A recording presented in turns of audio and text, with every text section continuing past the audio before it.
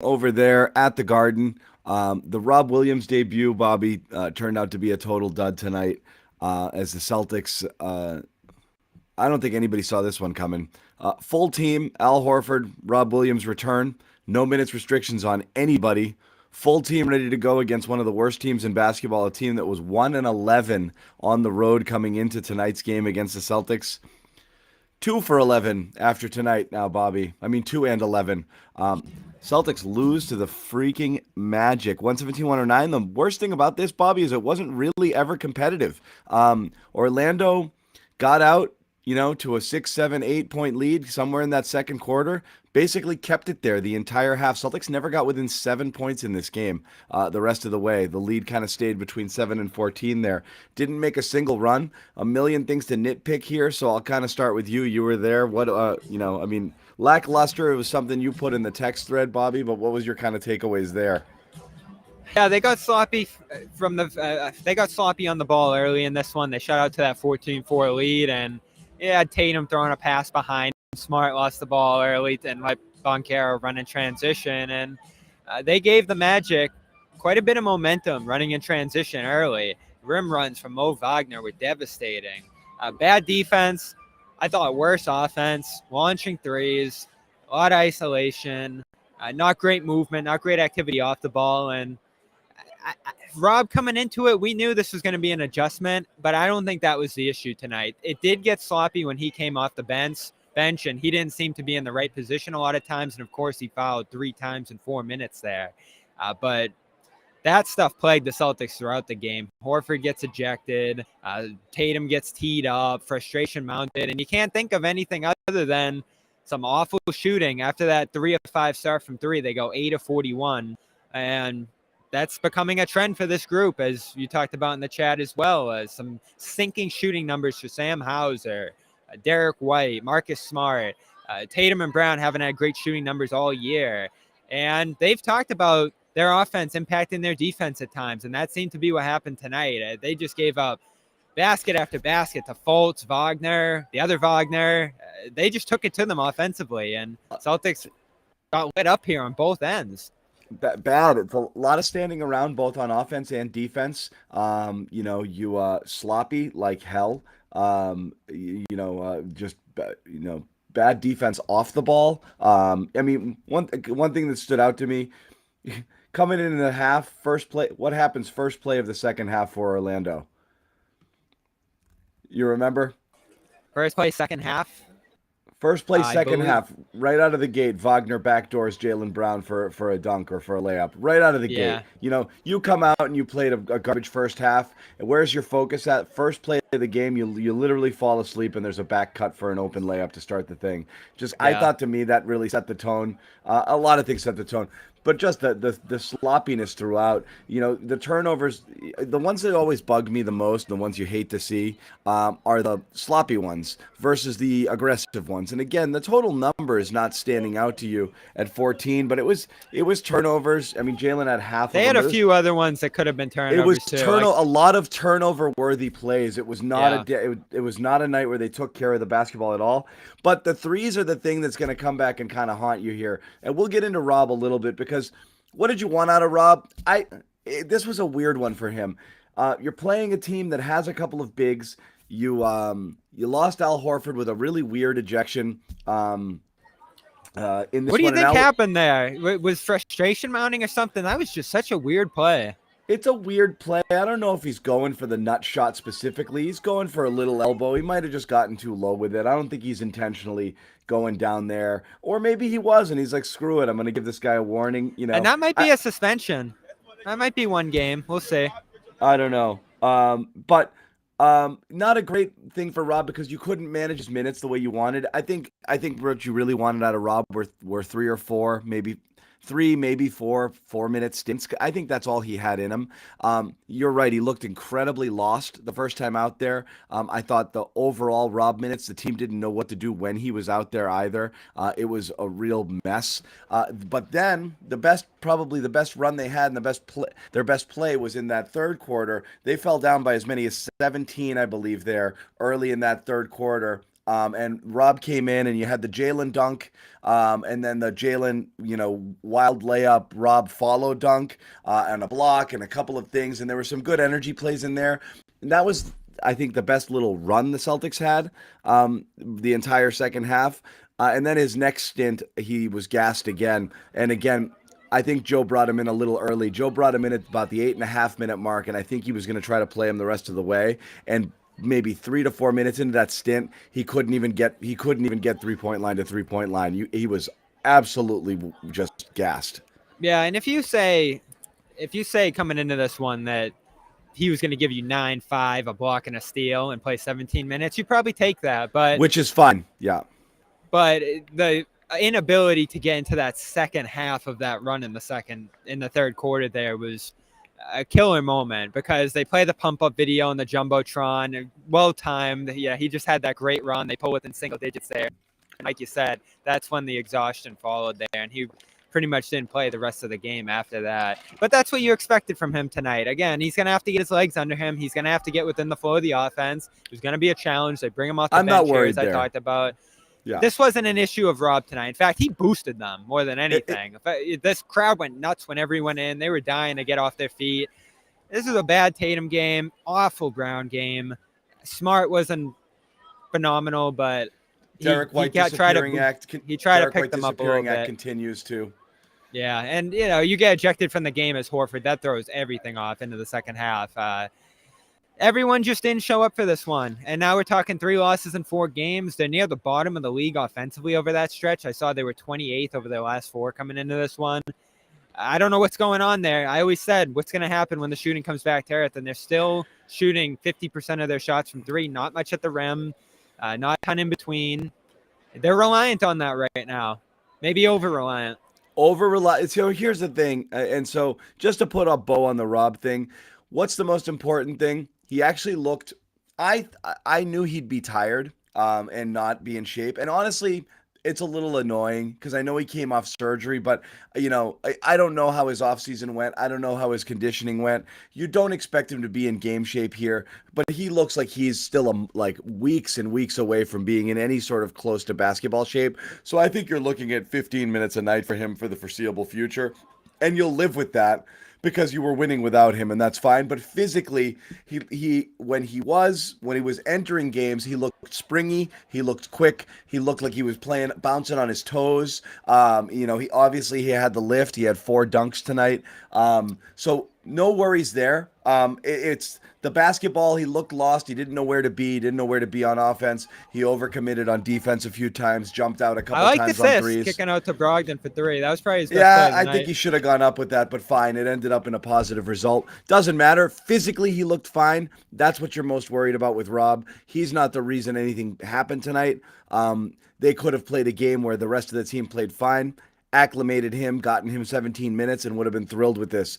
This kind of stat line here in a win would be you'd be doing backflips over. So nothing on Rob here, but as you said, Tatum not great. Brown a brutal game, 0 focus the whole time, both with the turnovers. The one he got picked from behind, he didn't get caught. He actually turned around and saw the guy behind him, then kept dribbling and got stripped anyway. I mean, some of that stuff was just brutally bad. And as I said, falling asleep off the ball on defense there, just lazy. And again, the Stars set the tone. Tatum said the other night when he had a massive bounce back, obviously against the Lakers, that the night before Joe basically had the "you're playing like an asshole" speech that, I think Ime would give those guys from time to time. And he responded. But the thing he says to them is, these guys follow your friggin' lead. So you want to look at the trickle-down effect it's had on the other guys who finally come back down to earth. You're going to always start with the Stars. Those guys play well. Those guys commit to moving the ball, moving their feet, moving without the ball, setting screens, keeping things going, keeping their teammates involved. You're more likely to keep your teammates involved. I don't think it's a coincidence that, as we pointed out, Sam Hauser fallen off a cliff. He went from 46 to 27% threes from November to December. Derek White from 47 to 29. Marcus Smart from 46 to 31. All of these guys have dropped off tremendously. And that's because I think you're stuck taking contested threes or, whatever it is, opportunities. I don't know. I mean, you can say everything is a good look if somebody's not directly in your face, but it's just not in flow anymore, as it was before. So I think it really is incumbent on the Stars to get back to what they were doing before and trusting each other and playing that style of basketball. I think that's, again, this is frustrating because we're a couple years into this, Bobby. You know the ticket to succeeding. Move the ball, move without the ball. Don't play the hero ball. Don't try to do too much, and good things happen. But they've fallen back into that pattern of trying to do a little bit too much. Yeah, and Smart's been okay over this stretch. I don't want to put it on him, but I'm not. you I'm do just saying start that to the see. shooting has come back Well, down. yeah, I'm sorry. I'm saying when the shooting comes down, you do start to see him try to solve it at times by launching a few. I don't know how many he had exactly in this one, but feels like guys are trying to solve it themselves at times. Tatum in this one definitely was putting up shots, trying to power them back. Works a little better for Brown, but you get the turnovers with it. When you're playing from behind, he's going to get a little bit sloppier. So I think you see him get out of the flow of the offense too. And then Smart, 8 assists in this one. 1 turnover. So you really can't blame him. And even during that stretch where they're trying to come back there in the third quarter, you see him getting the group together at half court after the Tatum technical. And that was really the killer. I mean, Horford gets ejected. Brown turns it over at midcourt after a stop. They get it right into Wagner. Tatum follows him. He picks up a tech. Another free throw right there. So it's sort of 7 points within a 3-possession span between the Horford ejection and the Tatum tech there. And that put them down 16 midway through the third quarter, early third there. So that set a terrible tone. They gave up baskets in isolation pretty much every time they started to get a little thing going. So they weren't connected tonight on either end. And you're just not seeing that flow, like you said, offensively there. And you wonder what part fatigue's starting to play in this. And this is where you're going to get on Joe. Leaving them in against the Clippers, 38 for Tatum tonight, 36 for Brown. He keeps getting asked night in and night out, man, those starter numbers are a little high here. Well, guys aren't coming out late in games. You're not kind of shaving off minutes here or there. And he's just sort of brushed it off. And that's one of the explanations that's possible here, right? Fatigue, a little burnt out after that 6-game road trip. Horford's out, so some guys are overcompensating at center. Some guys are filling the middle a little bit. It's part of the equation, I'm sure. Yeah. And, we've talked a lot about it, Bobby, you and I, the offense, defense sort of thing. Like, this is where defense obviously comes into play. Why, I don't want anyone to take out of context my thoughts about defense. I believe defense is a matter of choice, and I believe offense is something totally different. They had to commit to something completely different. They needed some personnel changes. They needed a totally new mentality and identity on offense. Their defense is just simply, again, commitment to doing what they do well. When you have all of these guys out here, when you get Rob back, you should be able to play defense. So you need on nights like this, when the shots aren't falling, you have to dig deep and find that. You can't shoot your way out of everything. On nights when the shot isn't falling, you got to win a rock fight by bearing down and playing good defense. They didn't do either tonight. No, and it got worse as the game went on. Again, they put up a little fight there in the third. It never improved at all. The whole game. Yeah, it didn't. This one's startling, especially when you think of the crowd. And I don't want to do the whole, the crowd, but this place was dead. People left early fourth. They knew this team didn't have it. Then you got the boos post game, probably a little too late on those. But this crowd knew that the team was dead tonight, wasn't really giving it their all. And they responded by trying to rev them up at certain moments here, but the team just gave them nothing to cheer about outside those little Rob stretches. And this is a little startling right now. And I think we talked about during the West Coast stretch right there. I forget who was on, but I think Jimmy on the game you took off against the Lakers there. Jimmy asked me, are you concerned by some of the things that went on late in this trip? And man, imagine if they lose that Lakers game, what we're talking about right now, 4-game losing stretch and an awful one at that. You're getting worried about some of the things we've talked about, even through the success. Turnovers starting to creep up, 3-point reliance, how hard they have to work to get these looks in the half court at the very least. And they're not getting those easy go-ahead baskets anymore that we saw from early in the schedule, even though they've moved into the top 10 defensively, which is kind of weird. I think that goes back to disconnectedness too. Like, they're just not in a flow right now, and I don't know why that is. It almost feels like no one's there to sort of rally them. And is that the impact of Horford not really being out there for that 5-game stretch? And then this one as well in the second half. I mean, that's just a killer there from Al. I don't know what got into him. Probably a mistake, but that added to everything that was going on here, certainly.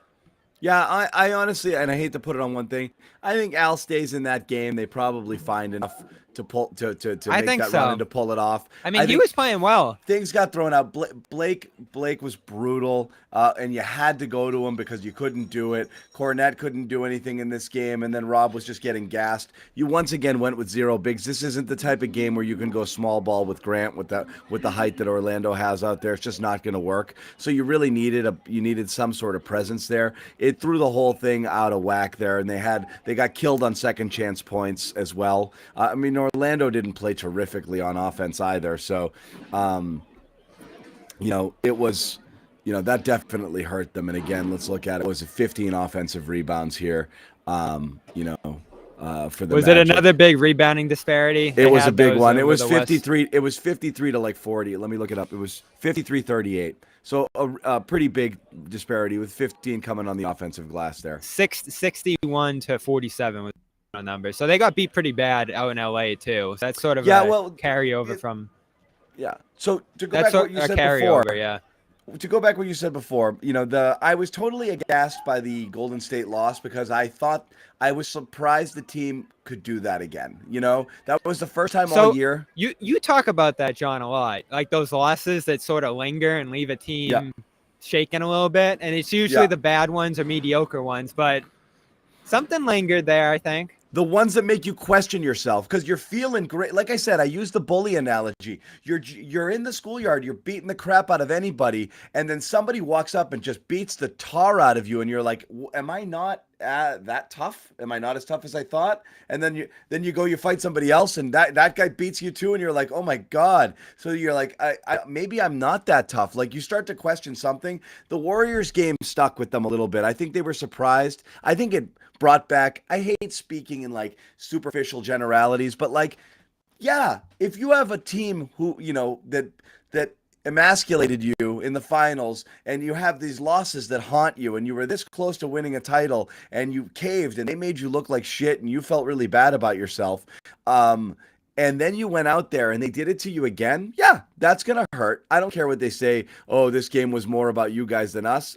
I don't buy it. But then it just exposed like, oh, they can still play like those assholes that Ime would get mad at during periods of time last year. Standing around, iso ball offense, not committing to defense, allowing easy buckets, settling for threes, missing balls at the basket, missing down low and not getting back on defense. Those leak outs during Golden State, those couple of games there. Just lazy stuff. And you're like, oh my God, I thought we were completely past that. So it wasn't just the mentality of what that loss might have done to the Celtics psyche. It was, as a fan, you'd watch them basically win in every way imaginable, even win when they hadn't played well. And they had a lot of gut check wins, and they were always, talent would just win out in the end. And then just to see them just play that same way that they played last year at times when they were at their absolute worst, I just thought it was a thing in the past. Then you had an absolute sleepwalk effort against the Clippers and another one tonight against Orlando. I mean, those were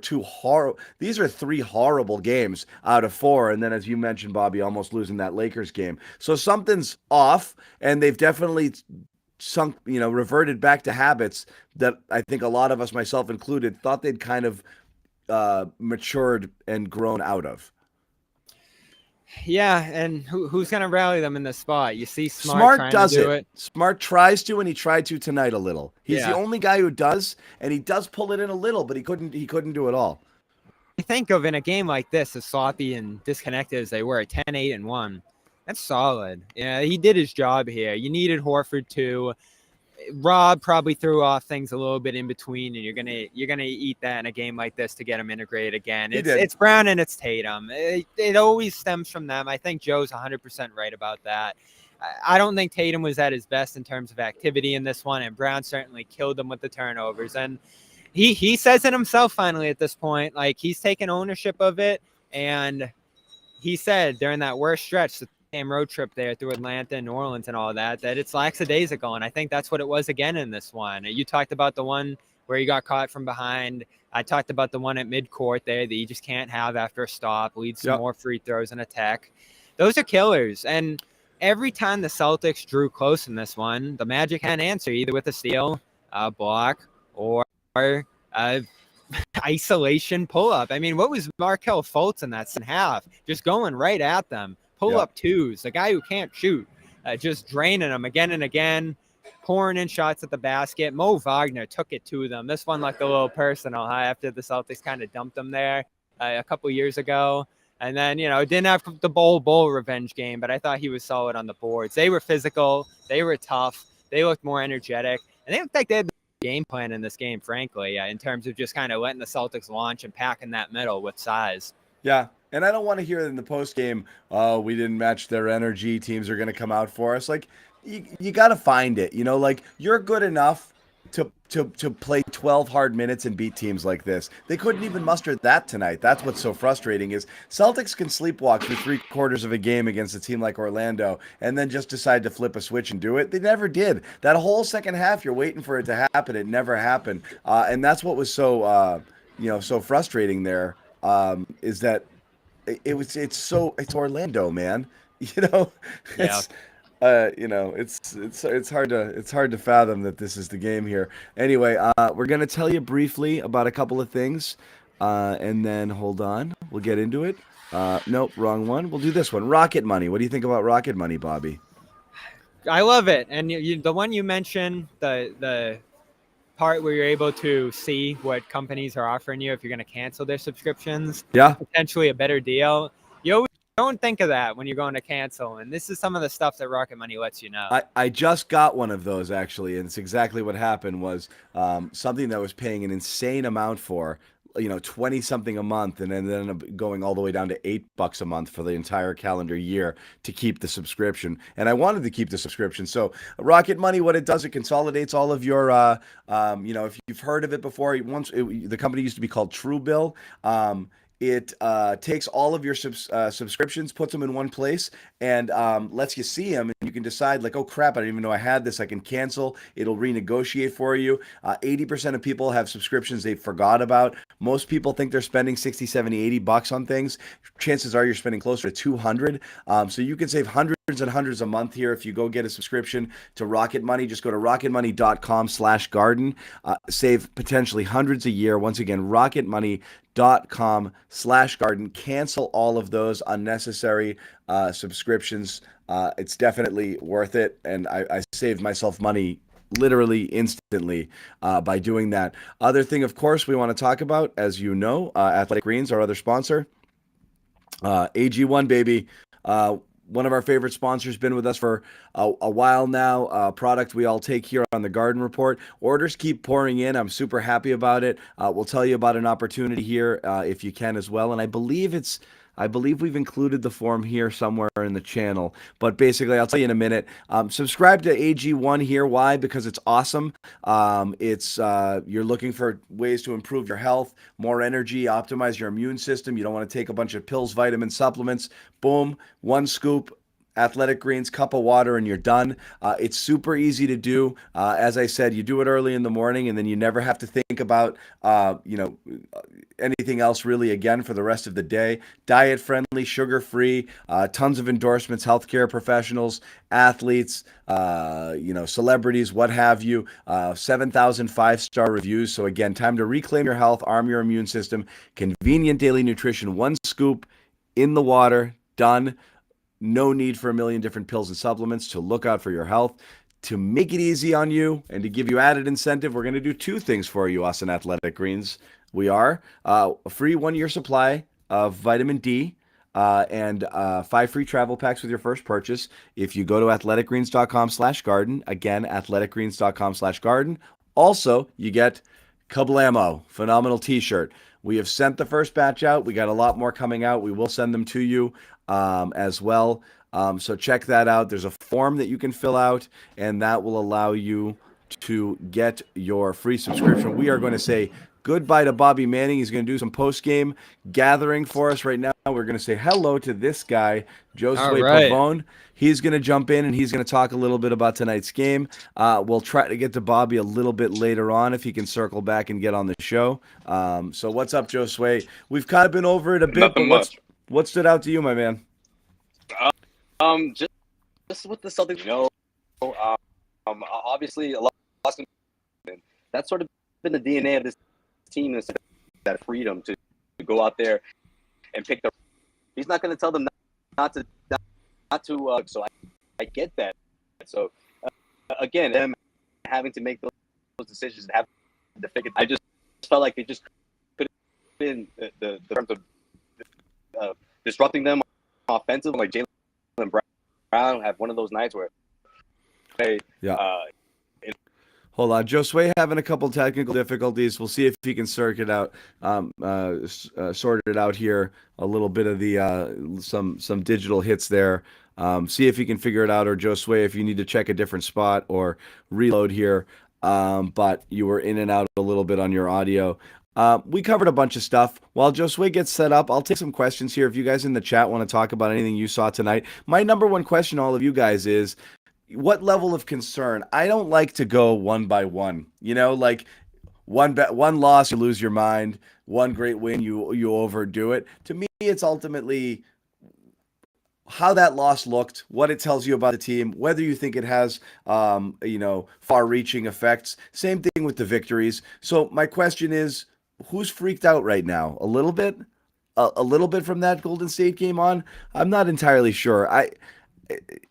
For my part, I didn't want to see the stuff creep back in that we saw from them last year. And I don't know if I tried to convince myself or I believed it that it was over, but I kind of did try to convince myself that it was over. And I feel like I was a little bit caught off guard with how bad they played in Golden State, and then especially the Clippers game, and then this game tonight. No idea. So, I got people in here talking about Luke. Look, this is another thing we're going to talk about as well. This is what we didn't know. How much of the stuff that we saw in November was unsustainable. And I wanted to believe if it came back down to earth, it would only come back down to earth a little bit. And I'm not talking about just Luke. I'm talking about all of the shooting stuff we talked about. First off, Hauser, dream come true. Where did this guy come from? And again, I caught a lot of crap for saying things like, how did this guy get good in 2 months? He didn't work on his game so much that all of a sudden he went from an unplayable mess to an absolute threat and a guy who's going to win the 3-point shootout. This is a guy who couldn't see the court at any point last year, and all of a sudden he's playing 25 minutes a game and knocking down 6 and 7 threes. Unbelievable.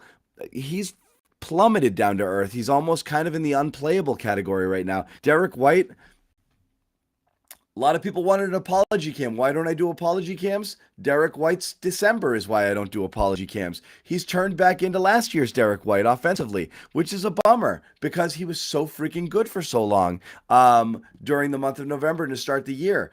And then, what are we saying? They'll fall when it matters.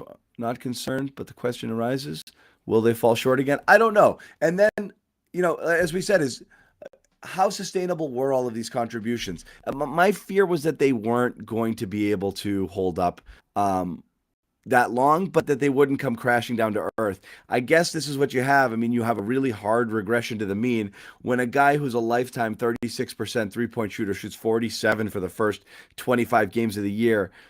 Yeah, it's going to crash at some point. So it's right now they're crashing, and I think everything's crashing at once, which is why you're seeing some of what you're seeing, which is a team that looks nothing like the team that was basically, we're talking about what was an unprecedented record-setting offense, an offense that was shaming the greatest offenses that have ever played in the NBA by a good margin in terms of offensive rating. And now they go from that to, over the last 4, 5, 6 games, the worst offense in the league. That's hard to see, but moreover, it's hard to unsee. And that's what's kind of going to stick with me is it's hard to unsee the Golden State loss. It's going to be hard to unsee, sure, Milwaukee goes out, gets blown out on a one game against Memphis the other night, and you'd be like, you have those flush it sort of games.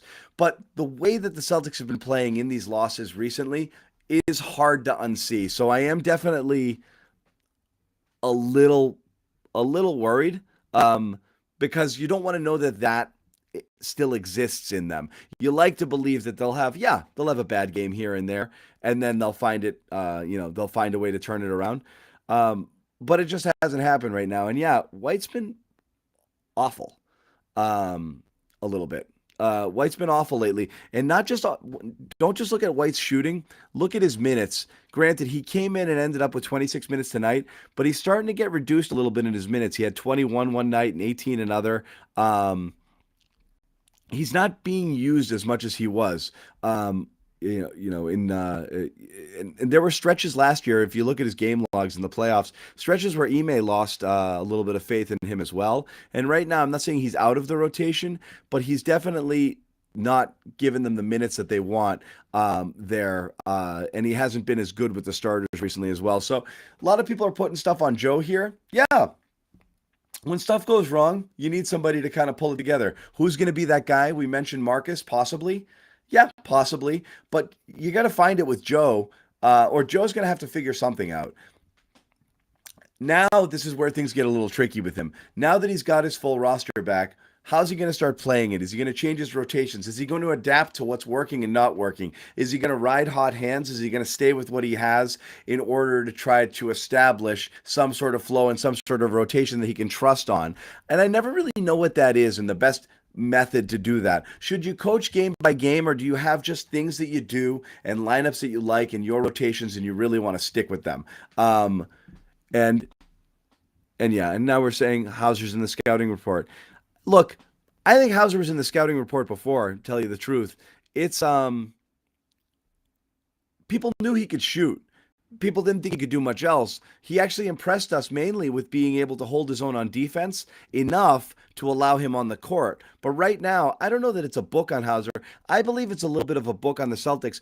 They are running out on them a little bit more, and they're trying to run them off that line some. And some of those shots are a little bit more rushed now. I think they were getting better quality shots before, and they're not now. You're talking about an aggressive correction. It is an aggressive correction, but these things have a way of snowballing and bad habits forming. And particularly when those bad habits are already something that you're used to doing or you've done in the past, that's what kind of freaks me out as well. Hauser rushing his shots? Yeah, I agree. I think the whole team kind of is now too. Hauser is very much rushing his shots. The second he gets it, he's looking to launch it right away. Blame Pie? Who wants to talk Blame Pie? Every time we do Blame Pie, I start with the stars. Whether they play well or they get the lion's share of the credit and they get the lion's share of the blame. Biggest slice of the blame pie always goes to the top players because you start top down, and that's where it goes. It's Tatum and Brown, and however they go, the rest of the team follows. As we said, Mazzulla said to Tatum the other day, when you play this bad, everybody plays bad. And then he came back and he played dynamite against the Lakers. When Tatum and Brown are both off, and both seem worse than off, disengaged, that's the worst of it. It's really hard to recover from that when your stars are settling. When your stars are settling for shots or not focused or not fully committed on the defensive end, not moving, ball kind of sticks to them a little bit. It's really hard for the rest of the team to get into rhythm. I don't think you're going to find games where Tatum and Brown play in that manner and that the rest of the team lifts them. That's going to be those are going to be few and far between, I think. People mad about Bol? Yeah. It's fair. It's fair. Oh yeah. Thanks, Luis. You know, she changed her mind on the pie, I'll tell you that much. She changed her mind on the pie. She hated it, and she changed her mind. I'm going to check with Josue and see if he's coming back. And if he's not, we might have to wrap the show a little bit early. But if he is, I'll hang on and filibuster a little bit and talk with you guys until we figure out if he's going to make it. Hans, we did talk Hauser, and I don't know what you guys think here.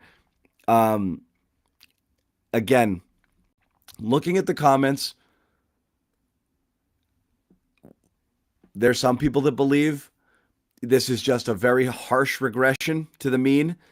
in a correction. They were way over their heads, 46, 47% from three, and we're talking multiple guys. Hauser 46, White 47, Smart 47 for the month of November. That stuff's coming down because there's no way that that's what those guys are. They're not. Hauser might be. Hauser might be a guy who can shoot 40 something percent from three for his career. He's that good a shooter. But right now, I think it's simply a matter of maybe the book's out a little, as somebody said. Maybe they're rushing out on him a little bit. The shots do feel a little bit rushed. And they're scared to keep him in there for too long because right now, Hauser's almost like Neesmith in the regard. I'm not comparing them because I don't think Neesmith was ever the shooter we thought he was or that Hauser currently is. But it was basically, this is what they do with Pritchard from time to time too. You're out there, and if you're making shots, you can keep your minutes. But if those shots aren't falling, I'm going to go with somebody else because the rest of what you do out here isn't going to necessarily work for me. Hauser's had too many of those where he goes out and he jacks a couple early. They're not falling. He gets pulled. He doesn't see many minutes the rest of the way. We'll check in. Josue is back. Josue, how's the audio? Give it a shot. Look, they shut the side down, so hopefully it's much better now. How am I looking? How am I sounding? You look good. You're on a little bit of lag, but I'm going to roll with it for a minute and see what happens. Oh, boy. Well, look, to piggyback on your point there, he's got to find other ways to be effective. And I was thinking the same thing was going to happen. Pull that, never hit that button, which I understand why, because the Celtics team just was just trying to figure out on their own. But, yeah, I'm with you on that. I mean, you look at this month, he's shooting the arc, so it's been an ongoing issue for sure. For who? For Hauser. It's tough. Percent this month. It's the whole thing is bad. They've fallen off. And again, this was Bobby's biggest worry.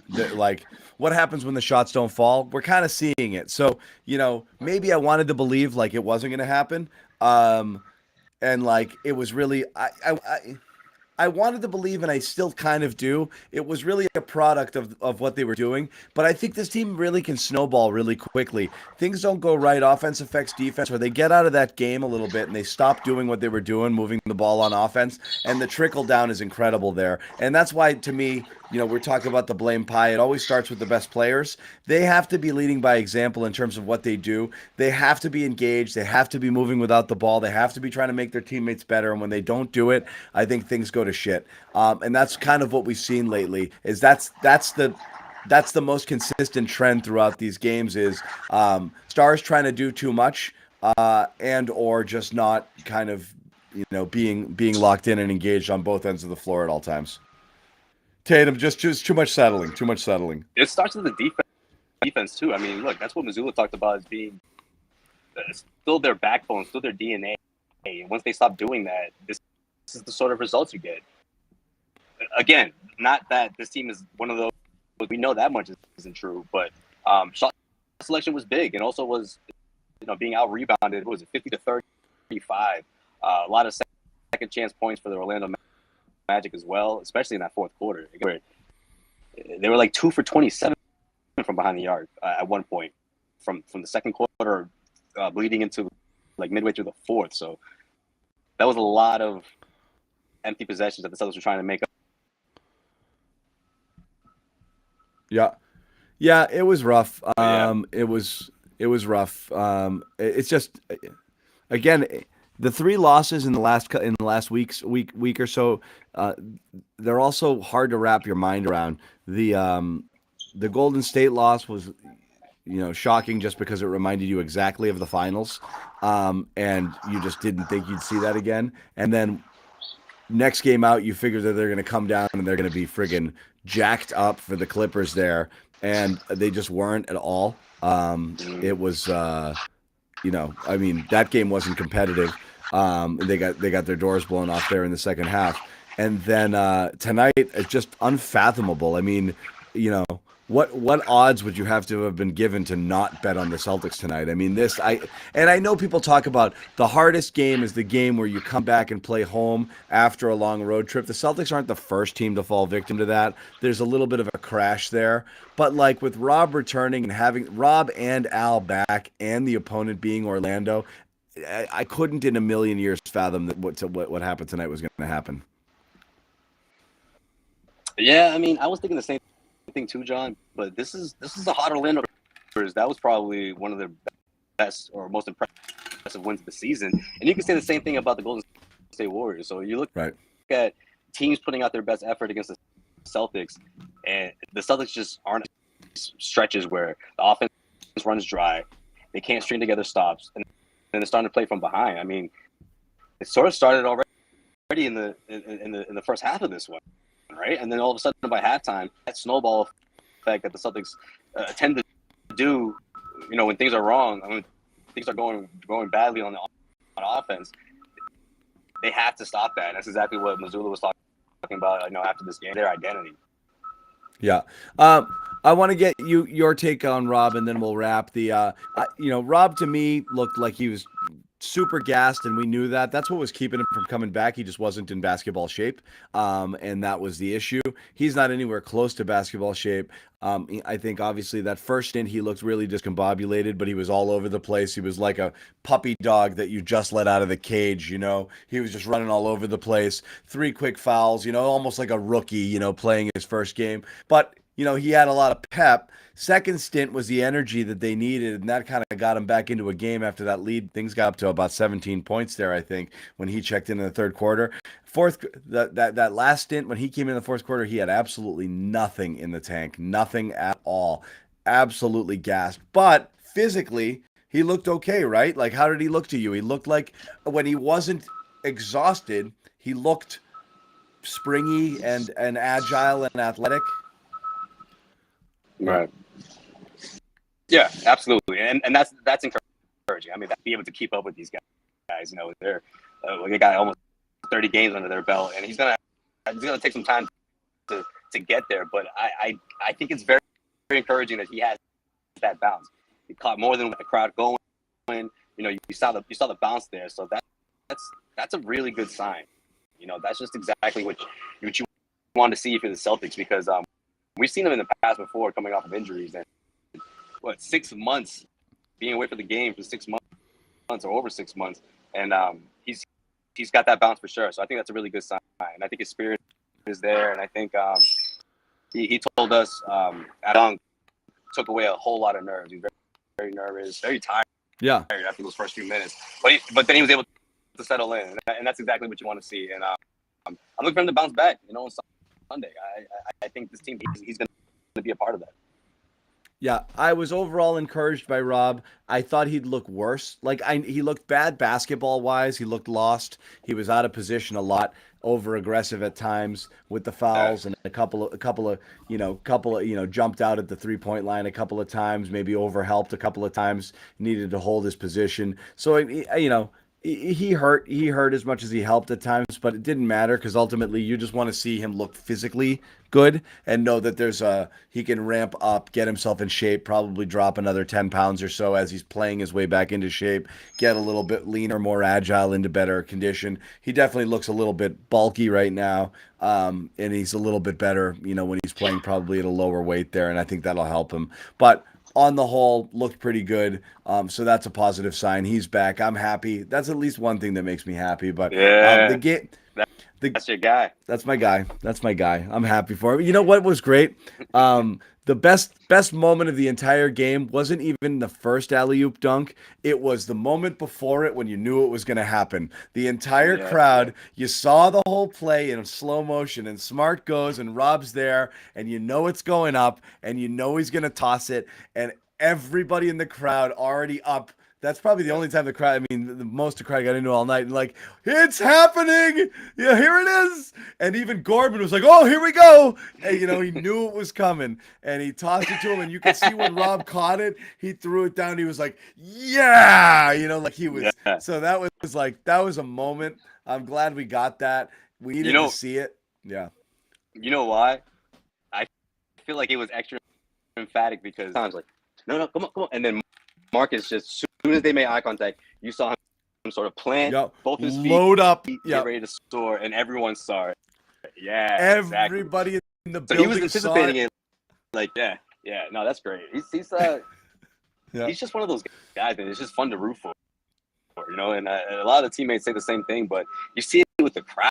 I mean, it wasn't the first one. I think it was the second. The crowd was just begging for a comeback, man. It just never came for the Celtics. I mean, they got it down to single digits. They just couldn't get it past a 2-possession game. And it's funny, man. 2 of these guys, it was pretty cool. Fans of the show.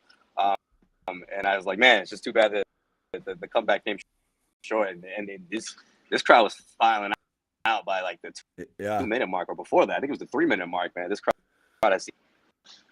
Yeah, no, it was brutal, but yeah, it was a tough one. But they got another one Sunday, same 2 teams. I'll let these guys go. They got some work to do at the Garden. Plus, we have the Bull Gang tearing it apart because you've got it's Celtics Bruins.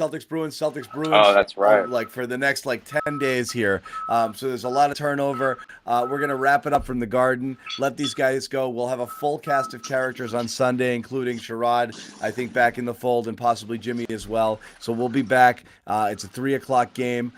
So we'll be talking to you there after that one is over. But until then, for Josue, I'm John Zannis, Bobby Banning. Thanks for